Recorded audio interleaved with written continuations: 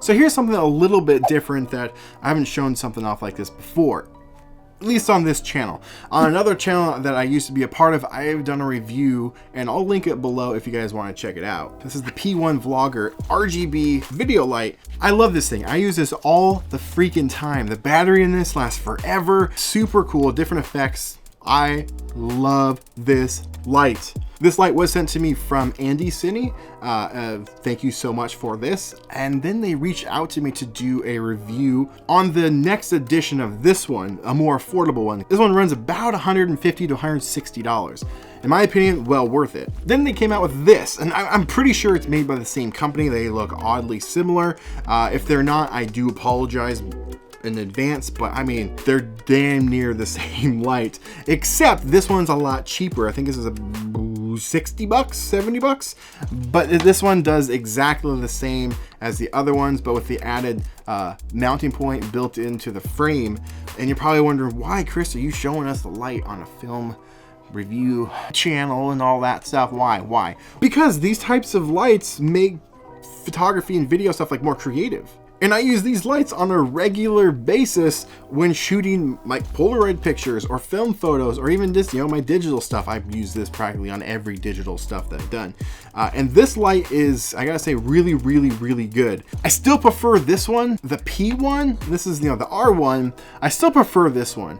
But for the price, this one is amazing, because like, you could buy almost 2 of these for the price of one of those. Yeah, I've noticed that this one seems to last a little bit longer than this one, but that's just my experience. Who knows? You know, your experience might be different.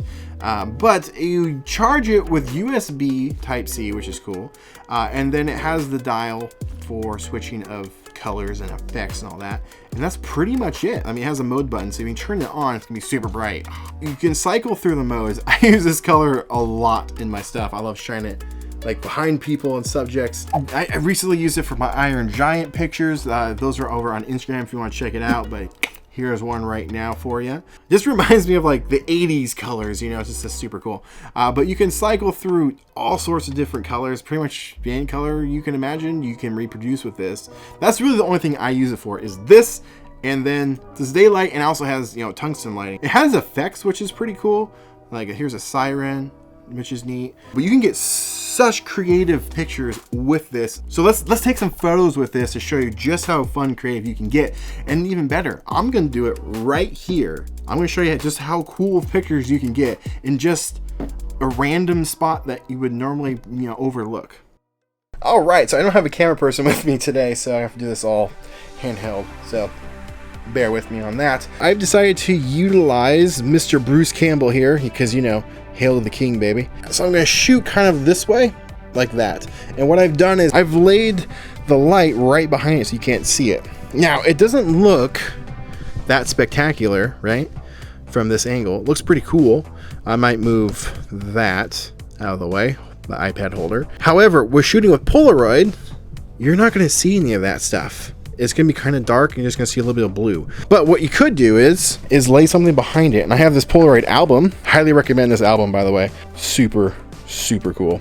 But anyway, I could lay it behind it and then just kind of utilize it to block the view, and it has some more light to bounce off of. So when you take the picture, you're not gonna see that.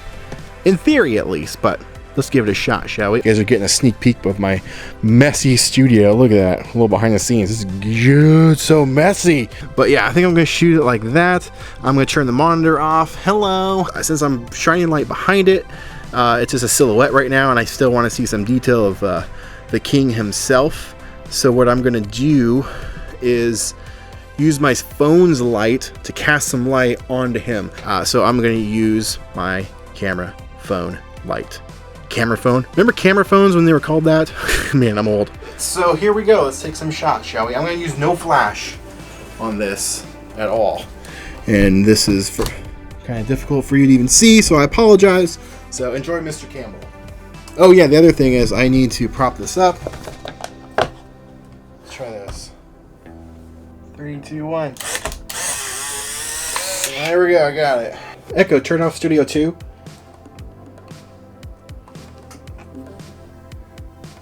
Star-Lord's eyes to glow, but I think the battery's in his head. The light up, the eyes are going dead. But let's find out if I can get enough for this picture. All right, well, here goes nothing.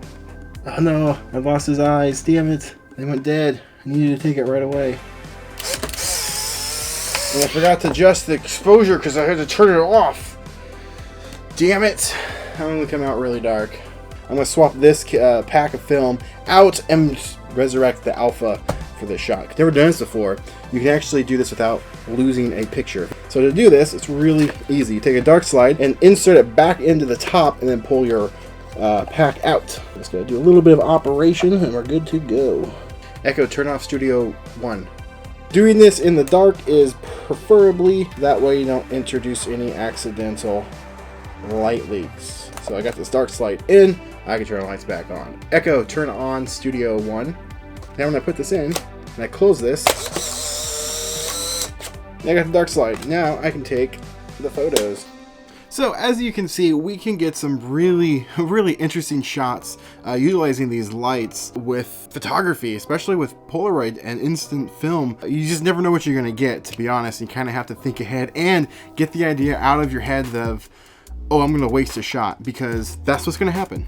There are going to be cases where it just doesn't work, and you're going to have to experiment and kind of learn the camera that you have, because every single one is going to be just a touch different on the exposure. As you can see, the ones I took with the SLR 680 were super dark. I just got that camera, and so I'm still kind of learning the ins and outs of it. So I switched over to the Alpha, and I got some much better shots.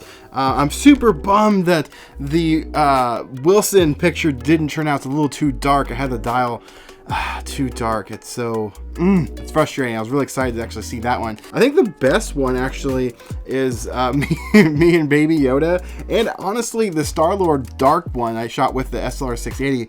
I think it's really neat. Now the super bummer of this picture is it would have been perfect if the eyes were lit up, and his does, but the batteries died pretty much right when I was about to take this picture. If they were still lit up, it would be just like the picture I took with this one. It would have been so freaking cool. I took one more with it. This is where I was telling you, you need to make sure you do this in the dark, because otherwise this happens. I let a little too much light in. Yeah, so otherwise it would have been pretty nice looking. Even then, it still kind of adds to the flair to this picture. I still think it's really cool. But you can do a lot of fun stuff with these RGB lights. You can use it for different type of colors. You can throw in a corner for some fill lights. These are really cool. And the only difference between this and the other one I've already done a review on. So if you want to check out the features, learn more about it, I'll leave a link in the description for you, because why reinvent the wheel on this? The only other difference between these two is, like I said before, is the mounting. This thing right here is kind of awkward and weird, and it's got loose over time, and I pretty much can't turn it anymore without it just being like a helicopter.